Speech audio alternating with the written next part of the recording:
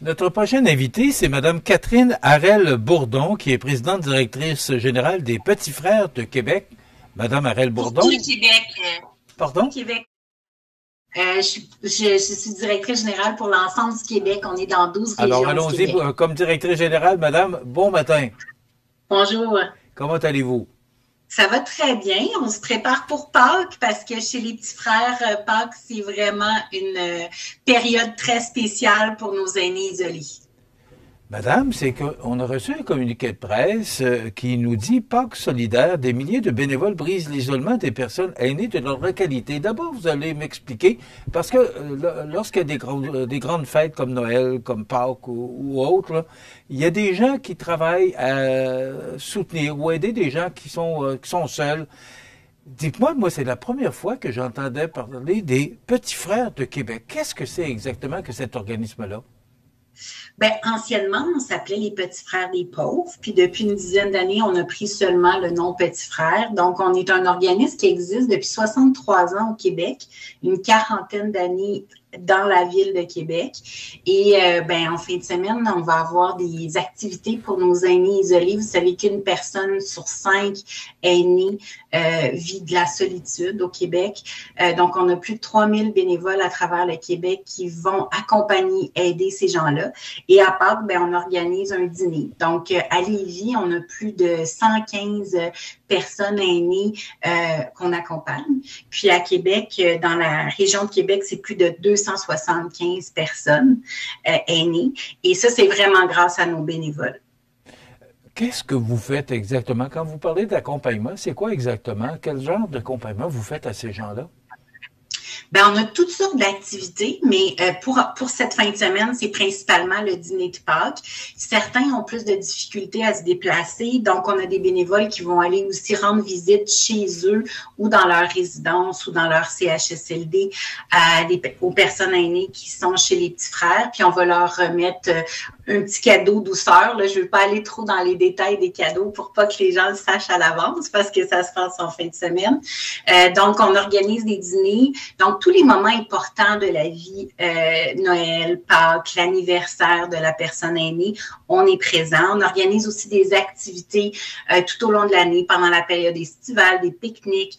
De cette façon-là, on fait de la prévention aussi parce que vous savez, l'été, on est souvent dans des périodes de canicule.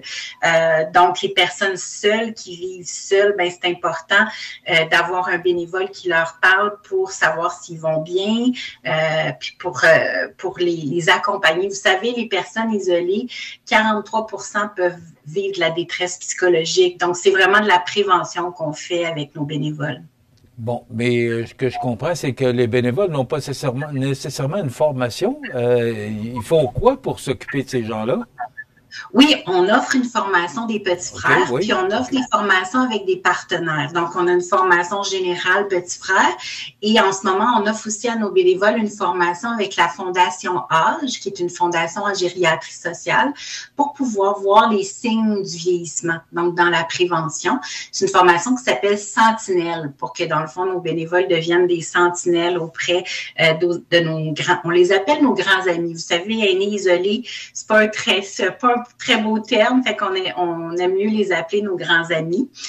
Donc, il y a beaucoup de visites. Donc, il y a certaines aînés qui veulent être jumelés à un bénévole. Donc, on crée ces jumelages-là avec nos différents coordonnateurs d'équipe qui sont dans les régions, notamment à Lévis et à Québec. Et tout ça, c'est grâce à plus de 80% grâce aux dons du public. Donc, les gens peuvent aller sur notre site Internet, c'est petitsfrèresaupluriel.ca, puis ils peuvent nous faire autant un don que devenir bénévole, parce qu'on est toujours à la recherche de bénévoles. Dans la région de Québec et Lévis, on a beaucoup de besoins, beaucoup de demandes. Donc, plus on a de bénévoles, plus on est content.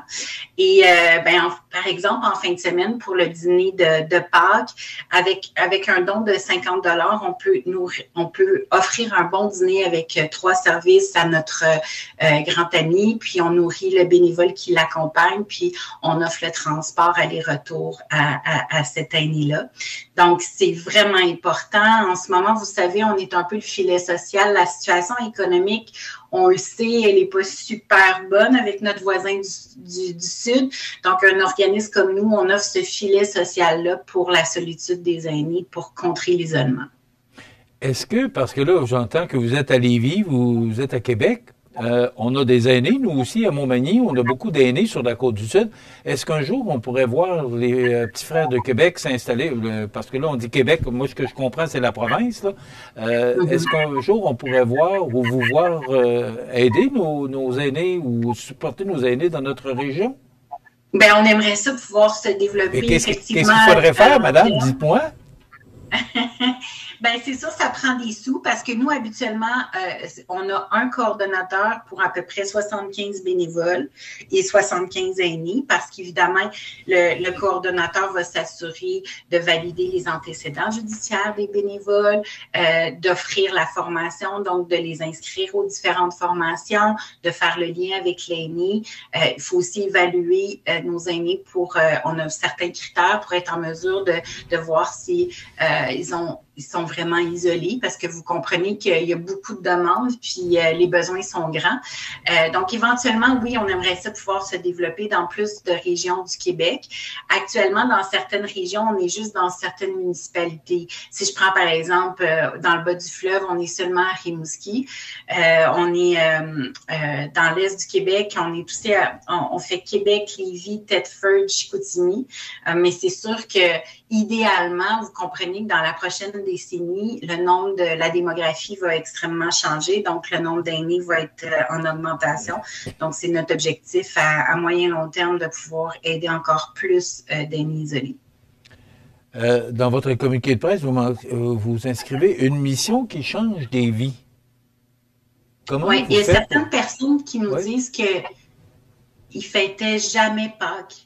Vous pouvez imaginer, ils étaient vraiment toujours seuls pendant cette période-là.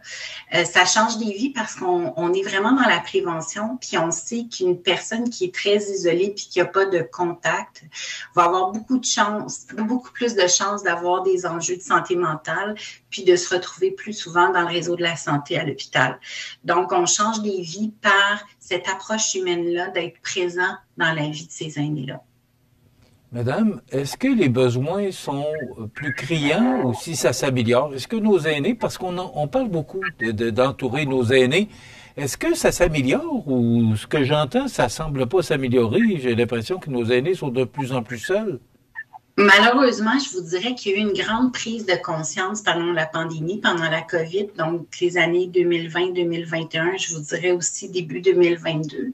Mais force est de constater 5 ans plus tard, parce que ça fait 5 ans la COVID, hein, c'était en mars 2020, que les besoins sont toujours aussi criants. Et que la situation des aînés en termes d'isolement et de solitude ne s'est pas tant améliorée.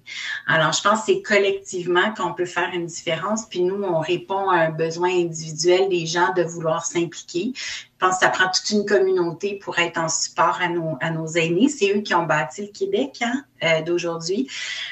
Donc, c'est important. Puis, il y a 2 façons. Hein. Si les gens vont sur petitfrère.ca, ils peuvent devenir bénévoles ou ils peuvent faire un don. Et d'une façon ou d'une autre, ça apporte beaucoup là, à l'organisation puis à ces aînés-là. Comment va votre organisme? Parce que vous parlez de dons. Est-ce que votre organisme est en santé? Si les besoins sont de plus en plus criants, est-ce que les gens sont là pour vous supporter?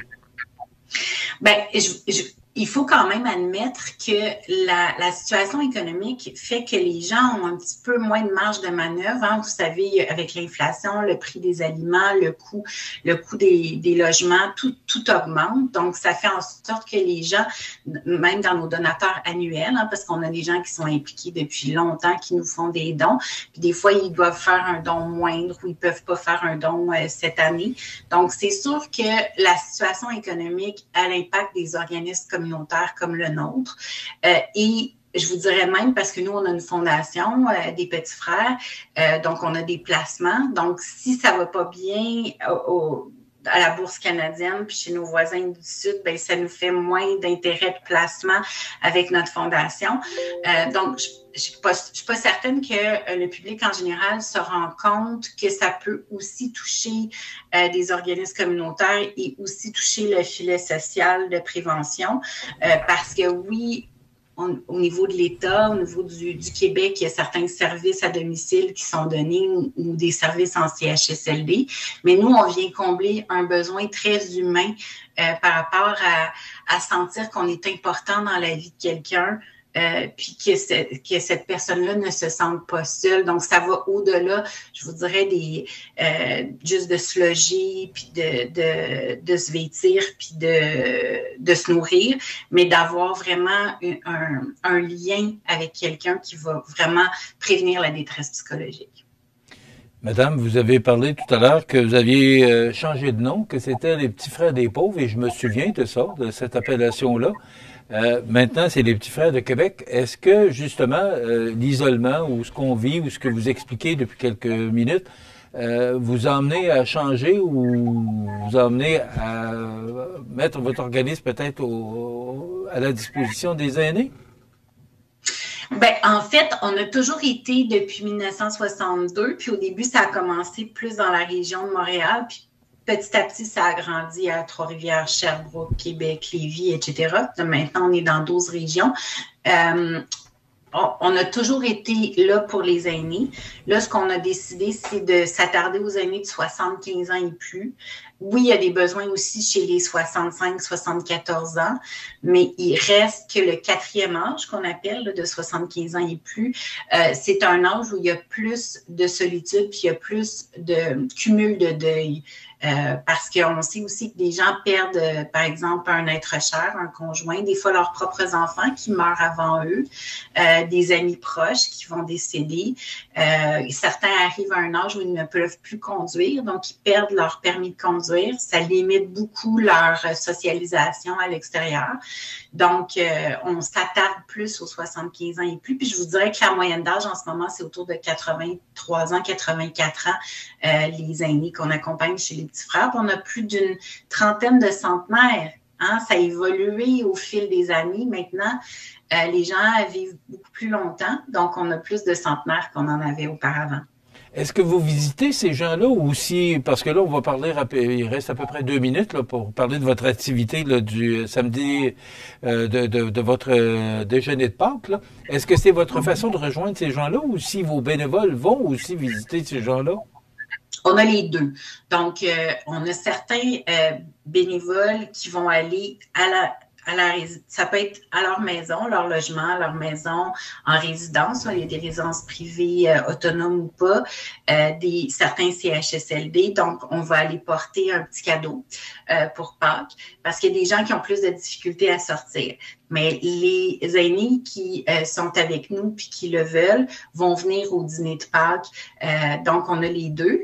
Et dans nos bénévoles, il y en a qui sont vraiment jumelés à une personne. Donc, il y a certains aînés qui souhaitent ça. C'est pas tous les aînés qui veulent être jumelés directement avec un bénévole, mais il y en a qui adorent ça puis ils se créent des liens importants, des liens très humains. Puis souvent, nos bénévoles, en moyenne, sont là 3-4 ans. Là. Donc, c'est un engagement. Il y en a qui sont là depuis 10-15 ans, d'autres qui sont là moins longtemps. Puis on voit aussi chez les jeunes, en ce moment, on a 23% de nos bénévoles qui ont 18-34 ans. Donc, il faut comprendre que les jeunes aussi sont motivés puis ont le goût d'accompagner des aînés, puis de mieux comprendre, puis d'échanger avec eux. Puis souvent, ça leur apporte beaucoup. Madame, justement, parlons de votre activité en fin de semaine parce que vous êtes principalement là pour ça, le 19 avril. Ce sera à Québec, mais j'espère un jour que vous viendrez vous établir dans notre région. D'ailleurs, je m'occuperai personnellement. On a Lévis aussi demain. Vendredi, on a un dîner à Lévis, puis samedi, c'est le dîner à Québec. Je peux pas vous donner l'adresse parce qu'il faut vraiment être membre des Petits Frères là, pour participer aux activités. Mais oui, c'est 2 dîners importants puis je comprends que la région de Montmagny aimerait bien aussi avoir un soutien. Et vous serez la bienvenue, madame. On fera en sorte de vous faire connaître dans la région. Merci beaucoup. Madame je vous souhaite de joyeuses Pâques. Oui, joyeuses Pâques à vous, à toute votre équipe, tous vos bénévoles, parce qu'il y a beaucoup de monde chez vous. Bravo pour ce que vous faites, madame. Je vous lève mon chapeau. Puis continuez cette belle mission. Madame Catherine Harel-Bourdon, qui est directrice générale de l'organisme Les Petits Frères de Québec. Voilà, ça complète.